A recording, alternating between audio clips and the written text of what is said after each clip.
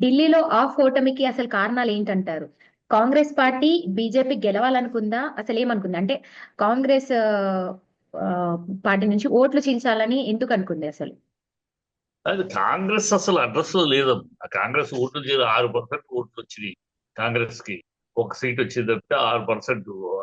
కాంగ్రెస్ దేశవ్యాప్తంగా దిగజారిపోయింది. కాంగ్రెస్ ని పట్టింది. ఇక్కడ ఏదో ఆంధ్రాలో తంతె గాలిబుట్లో పడ్డట్టు అన్న ఏదో ఏదో కాంబినేషన్ పర్ఫెక్ట్ కాంబినేషన్ లో తంతె గాలిబుట్లో పట్టు వచ్చింది. కానీ ప్రజలు దేశవ్యాప్తంగా కాంగ్రెస్ ని ఆ, చేదరించుకుంటున్నారు, అసహించుకుంటున్నారు. వాళ్ళు దేశద్రోహం మాటలు, ఆ, దేశద్రోహ చర్యలు, ఈ హిందూ ఆ, అత్యధిక మెజారిటీ హిందువులు ఉన్న ఈ దేశంలో హిందువుల్ని కించపరచడం, హిందువులను అవమానపరచడం, దేశ సంస్కృతి సాంప్రదాయాలను కించపరచడం, అసలు ఇది దేశమే కాదు ఇదేదో అని విదేశాల్లో వెళ్ళి మన దేశాన్ని తక్కువ చేసి మాట్లాడటం, ఈ దౌర్భాగ్యం అంతా ప్రజలు చూస్తారు. వీళ్ళు అసలు ఈ దేశ పుత్రులేనా, వీళ్ళు ఈ గడ్డ మీద పుట్టిన వాళ్ళేనా, వీళ్ళు ఆ, చరిత్ర చెబుతున్నట్టు వీళ్ళు ఎక్కడో ఆఫ్ఘనిస్తాన్ నుంచి వచ్చిన ఆ,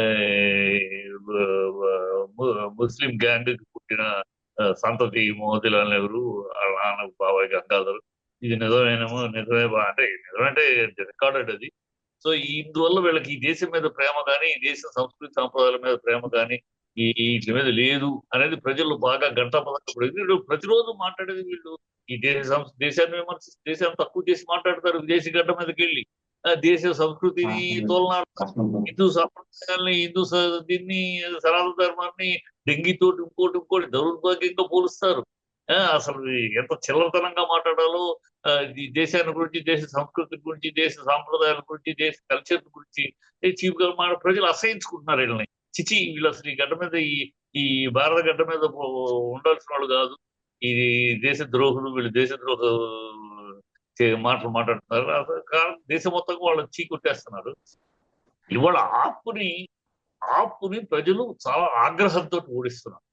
ప్రజలు, ఢిల్లీ ప్రజలు. ఎందుకంటే ఆపు కేజ్రీవాల్ పుట్టుక ఎలాంటి పుట్టుక, అవినీతి రహిత రాజ్యాన్ని ఇస్తాను అని రకరకాల ప్రామిసులు చేశాడు, రకరకాల విన్యాసాలు చేశాడు. సో ప్రజలు ఏదో కొత్త నీరు అని నమ్మారు. కొత్త నీరు ఇతను, సో మొదట కొత్త నీరు ఇది చేస్తాడని అంటే, నేను మామూలు చిన్న కారులో ఎదుగుతాను, నాకు ఆ ఖర్చు వద్దు, ఈ ఖర్చు వద్దు, సామాన్యుడిగా సీఎం అయినా సరే సామాన్యుడు. ఇవాళ శీష్ మహల్ ఈ దేశంలోనే ఏ ముఖ్యమంత్రికి లేనంతటి గొప్ప శీష్ మహల్ కట్టుకుని దాంట్లో ఉంటున్నాడు, దాంట్లో బతుకుతున్నాడు. కారు, మామూలు కారు, నేను దీంట్లో తిరుగుతాను, మామూలు కారులో తిరుగుతాను, ఇప్పుడు మా కాస్ట్లీ కారు. అన్ని ప్రజలకి ఇచ్చిన హామీలన్నీ దొల్ల హామీలు. అక్కడ మురుగు నీళ్లు, రేపు 10 ఏళ్ళు అయినా కూడా డ్రైనేజీ వాటర్ మామూలు నీళ్ళలో కలిసిపోతుంది. అన్ని అవినీతి, సారా అవినీతి, అన్ని అవినీతి రహిత అని చెప్పి ప్రజలు నమ్మించి, ప్రజలు ఒక భ్రమ కల్పించి వచ్చి టోటల్ దాని అవినీతి కేంద్రం అయిపోయాడు. ఆ మినిస్ట్రీలో 6 మినిస్టర్ జైల్లో ఉన్నారు. ఒకటా రెండా అన్ని. సో ప్రజలు చాలా ఆగ్రహంతో ఉన్నాడు. బీజేపీని గెలిపించాలి అంటాం కన్నా ఈ కేజ్రీవాల్ ఓడించాలి, ఇలాంటి మోసగాడిని, ఇలాంటి అబద్ధాలు చెప్పి ప్రజలు నమ్మించే మోసగాడిని ఓడించాలి, ఈ మోసగాడికి మళ్ళీ మళ్ళీ అవకాశం ఇవ్వకూడదని ఒక ఆగ్రహంతో, ఆ ఆగ్రహమే కనబడుతుంది. మైనారిటీ ప్లేస్ లో కూడా బీజేపీని గెలిపించారు. మైనారిటీ అధికంగా ఉండే చోట్ల కూడా బీజేపీని గెలిపించారంటే దాని అర్థం క్లియర్ గా తెలుస్తుంది, ఆగ్రహం వీళ్ళ మీద.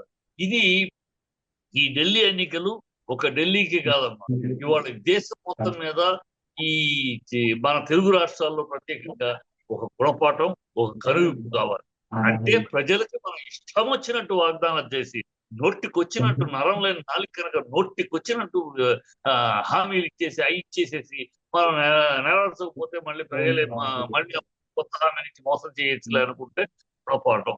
ఇది తెలుగు రాష్ట్రాల్లో చంద్రబాబు గాని, రేవంత్ రెడ్డి గాని పచ్చి హామీలు, పచ్చి అబద్ధాలు ఇచ్చి అధికారంలో వచ్చారు ప్రభుత్వాలు. ఈ అధికారంలో వచ్చి ఒక్క హామీ నెరవేర్చట్లేదు. ఇప్పుడు ఆ నెరవేర్చినందుకే శిక్ష అనుభవిస్తున్నాడు కేజ్రీవాల్. ఇదే శిక్ష కనువిప్పు. ఇప్పటికైనా కళ్ళు తెరిచి మనం ఏం ప్రామిస్ చేసాం, ఏ హామీలు ఇచ్చాం, ఏ హామీ ప్రజలు నమ్మించుకున్నాం, సంపాదించాం. ఇవాళ మనం చేస్తున్నది ఏంటి? ఇవాళ మన డొంక తిరుగుడు మాట్లాడి మన ప్రజలు ఢిల్లీలో చెప్పుతో కొట్టినట్టు ఎలా కేజ్రీవాల్ కు బుద్ధి చెప్పారో మనకి రేపు అలాగే చెప్తారు అనేది తెలుసుకోవాలి. ప్రజలు అంత అసమర్థంగా ఉన్నారు. మీరు గతంలో లాగేదో చెప్పేసి హామీలు ఇచ్చి మోసం చేసి మళ్ళీ ఎలక్షన్ వచ్చేవాడు కొత్త హామీలు ఇచ్చి అలా చేసి ఇవాళ కేజ్రీవాల్ కూడా అలాగే మళ్ళీ కొత్త హామీలు ఇచ్చాడు. ఆ లేడీ మహిళలకు 2,000 ఇస్తానని అది ఇస్తానని ఏమి నమ్మల. ఇంతకు ముందు ఇచ్చింది ఏం చేశావు? పంజాబ్ లో మీ ప్రభుత్వం చెప్పింది ఏమి ఇచ్చారు? మీరు అన్ని చెప్పడమే కానీ హామీలు నెరవేర్చరు. సో మీకు టాటా బై బై అని చెప్పేశారు. రేపు మా తెలుగు రాష్ట్రాల్లో కూడా అదే జరుగుతుంది. ఈ చంద్రబాబు రేవంత్ రెడ్డి కూడా అదే గుణపాఠం. వీళ్ళు ఇది ఎత్తుకోవాలి ఏదో చెప్పేయటం, జనాలు మభ్య పెట్టేయటం, ఇష్టం వచ్చిన హామీలు ఇచ్చేయటం, నరలేని నాలుక నోటికి వచ్చి చెప్పేయటం, ఎంత వస్తే అంత చెప్పేయటం. ఆ తర్వాత ఎన్నికలు అయిపోయినాక సొమ్ములు లేవు, సో అది లేవు ఇది లేవి సాకులు మాట్లాడటం. ఇదేమో కేజ్రీవాల్ చేశాడు. కేజ్రీవాల్ తని తరిమేశారు. వీళ్ళనే తరిమేస్తారు. ఇది కనువిప్పు. ప్రజలు ఎంత అప్రమత్తంగా ఉన్నారు, ప్రజాస్వామ్యంలో ప్రజలు ఎంత ఇంటలెక్ట్ గా ఉన్నారని ఇది గుణపాఠం.